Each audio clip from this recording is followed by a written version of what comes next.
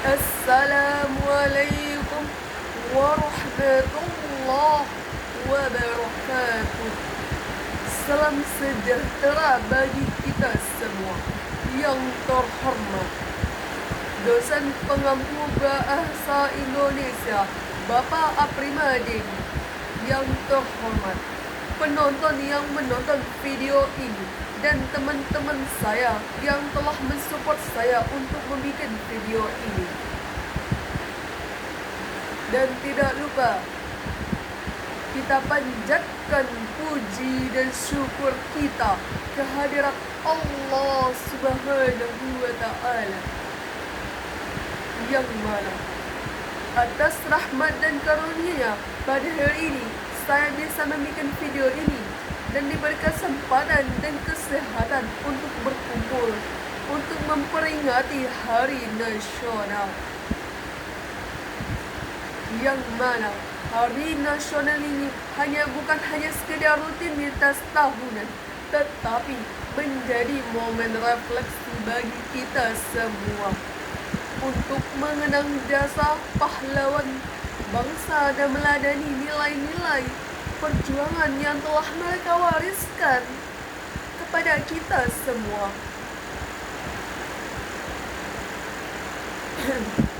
Hadirin yang saya hormati, ketika kita bicara tentang pahlawan, sering kali terbayang adalah peperangan. Senantiasa mereka itu bertempur, namun perjuangan tidak selalu dilakukan dengan mengangkat senjata. Salah satu bukti nyata dari perjuangan tanpa senjata adalah sosok Pak Raden Ajeng Kartini, seorang perempuan dengan pemikirannya mampu menguncang pandangan masyarakat pada zamannya. Apakah kalian bisa begitu dan membawa perubahan besar bagi masa depan bangsa Indonesia? R.A. Kartini lahir pada 21 April 1879 di Jepara, Jawa Tengah pada masa penjajahan Belanda. Ia berasal dari keluarga bangsawan Jawa yang pada satu sisi memberinya kesempatan mengenal pendidikan, tetapi di sisi lain justru membatasi kebebasan sebagai perempuan. Setelah mengenyam pendidikan dasar, Kartini menjalani masa pingitan, sebuah tradisi yang membatasi peluang gerak perempuan dan menutup akses terhadap pendidikan lanjutan. Kondisi ini tidak hanya dialami Kartini, tetapi juga jutaan perempuan Indonesia pada zaman itu.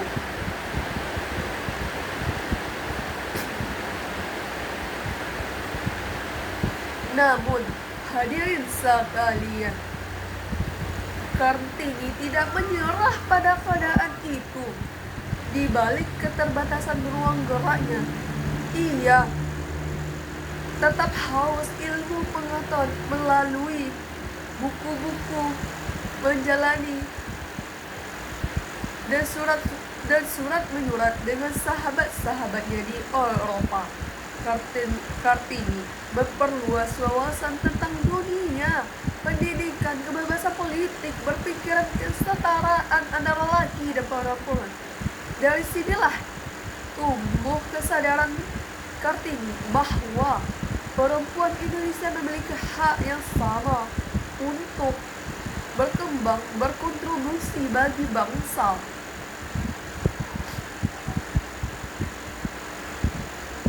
Kartini melihat dengan jelas bahwa ketinggalan bangsa Indonesia tidak terlepas dari rendahnya akses pendidikan, terutama bagi perempuan. Menurut Kartini, perempuan adalah madrasah pertama bagi anak-anaknya.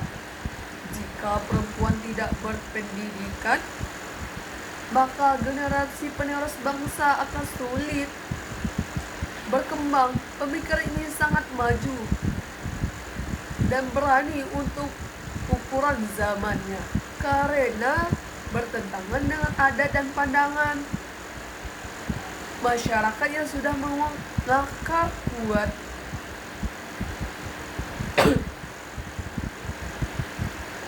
Hadirin yang berbahagia, kita lihat perjuangan Kartini untuk memperjuangkan perempuan Indonesia. Perjuangan Kartini paling nyata dapat kita lihat melalui kumpulan-kumpulan suratnya yang kemudian dibukukan dengan judul Habis Gelap Terbitlah Terang. Dalam surat tersebut, Kartini dengan jujur menyampaikan kegelisahannya terhadap ketidakadilan, diskriminasi, dan keterbelakangan perempuan pribumi.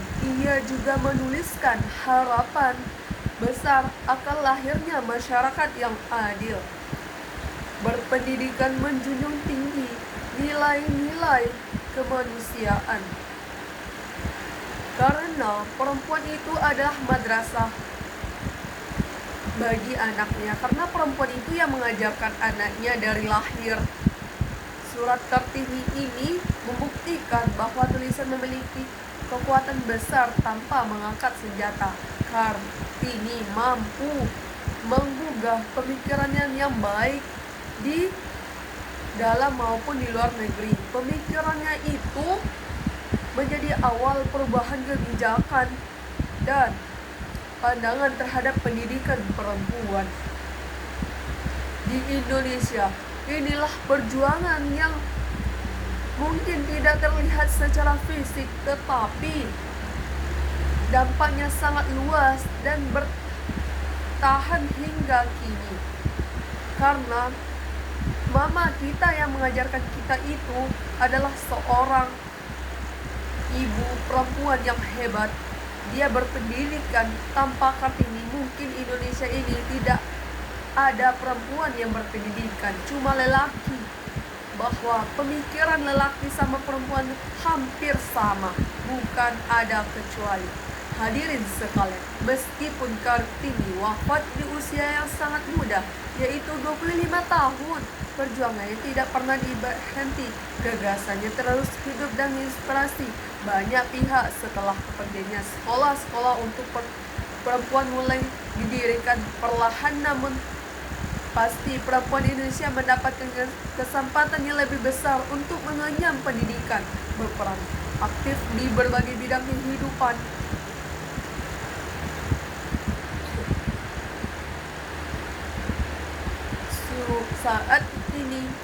Saat ini kita masih melihat nyata dari perjuangan Kartini. Perempuan Indonesia kini dapat menjadi pelajar berprestasi, guru, dosen, dokter, perawat, peneliti, pengusaha, pemimpin, bahkan tokoh-tokoh nasional yang berkontribusi besar bagi pembangunan bangsa.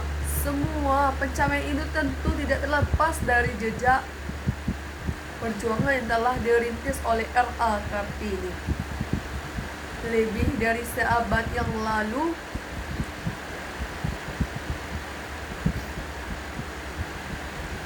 hadirin yang saya banggakan, namun memperingati Hari Pahlawan Nasional bukan berarti kita hanya mengenang masa lalu. Peringatan ini harus menjadi pengingat bahwa perjuangan masih terus berlanjut. Tantangan generasi muda saat ini berbeda dengan tantangan yang dihadapi Kartini. Kita tidak lagi berjuang melawan penjajahan fisik, tetapi melawan kebodohan, kemalasan, hoaks, intoleransi, dan sikap tidak peduli terhadap bangsa sendiri.